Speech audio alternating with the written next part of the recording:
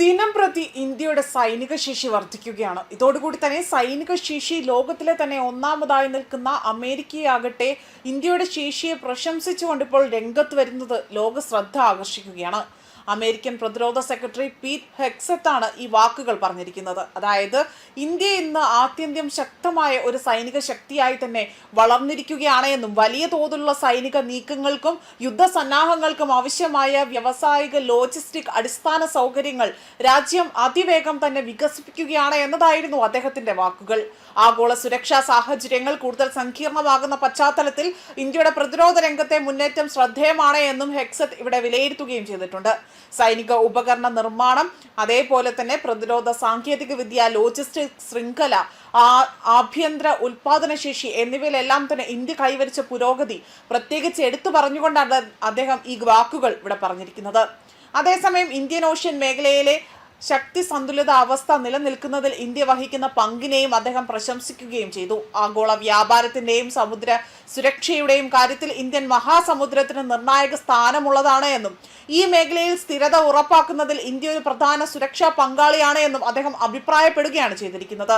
അതോടൊപ്പം തന്നെ ഇന്ത്യയും അമേരിക്കയും തമ്മിലുള്ള പ്രതിരോധ സഹകരണം കഴിഞ്ഞ കുറച്ച് വർഷങ്ങളായി തന്നെ കൂടുതൽ ശക്തമായിട്ടുണ്ട്. സംയുക്ത സൈനികാഭ്യാസങ്ങൾ, പ്രതിരോധ സാങ്കേതിക വിദ്യ കൈമാറ്റം, ആയുധം വാങ്ങൽ കരാറുകൾ, ഇൻഡോ പസഫിക് മേഖലയിലെ തന്ത്രപരമായ സഹകരണം എന്നിവ ഈ ബന്ധത്തെ കൂടുതൽ ആഴത്തിലാക്കിയിട്ടുണ്ട്.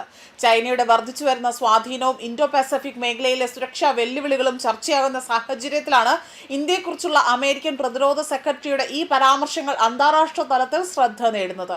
ഈ ഒരു പ്രാദേശിക അതായത് ഇത് വലിയ രീതിയിൽ പ്രാദേശികമായ ഒരു ശക്തി മാത്രമായിരിക്കില്ല, ആഗോള സുരക്ഷ സമവാക്യങ്ങളിൽ നിർണായക പങ്ക് വഹിച്ചിരുന്ന രാജ്യമായി തന്നെ മാറിക്കൊണ്ടിരിക്കുകയാണ് എന്ന സന്ദേശമാണ് അമേരിക്കയുടെ ഈ ഒരു വിലയിരുത്തലിലൂടെ തന്നെ പുറത്തു വന്നിരിക്കുന്നത് എന്നതാണ് പ്രതിരോധ വിദഗ്ധരുടെ നിരീക്ഷണം.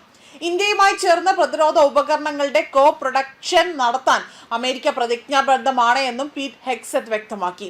ആഗോളതലത്തിൽ പ്രതിരോധ ഉൽപാദന വർദ്ധിപ്പിക്കുന്നതിന്റെ ഭാഗമായിട്ടാണ് ഈ നടപടി. ലോകത്തിലെ ഏറ്റവും നിർണായകമായ മേഖല ഏഷ്യ പസഫിക് ആണ് എന്നും ഇവിടുത്തെ സുരക്ഷയിൽ US സൈനിക ശക്തിയുള്ള പങ്കിനൊപ്പം തന്നെ മറ്റു രാജ്യങ്ങൾ അല്ലെങ്കിൽ മറ്റു രാഷ്ട്രങ്ങൾ തങ്ങളുടെ പ്രതിരോധ മേഖലയിൽ ഗൗരവമായി തന്നെ നിക്ഷേപം നടത്തേണ്ടതുണ്ട് എന്നും അദ്ദേഹം ആഹ്വാനം ചെയ്തിരിക്കുകയാണ്. അതോടൊപ്പം തന്നെ ഡൊണാൾഡ് ട്രംപിന്റെ ഭരണകാലത്ത് അമേരിക്ക ചൈന ബന്ധം മുൻകാലങ്ങളെ അപേക്ഷിച്ചുകൊണ്ട് മെച്ചപ്പെട്ടതാണെങ്കിൽ പോലും ചൈന ഉൾപ്പെടെ തന്നെ ഒരു രാജ്യത്തിനും തങ്ങളുടെയോ അല്ലെങ്കിൽ സഖ്യരാജ്യങ്ങളുടെയോ സുരക്ഷയെ ഭീഷണിപ്പെടുത്തുന്ന രീതിയിൽ ഒരു രീതിയിൽ അത് സ്ഥാപിക്കാൻ കഴിയില്ല എന്നതാണ് അദ്ദേഹം വ്യക്തമാക്കിയിരിക്കുന്നത്.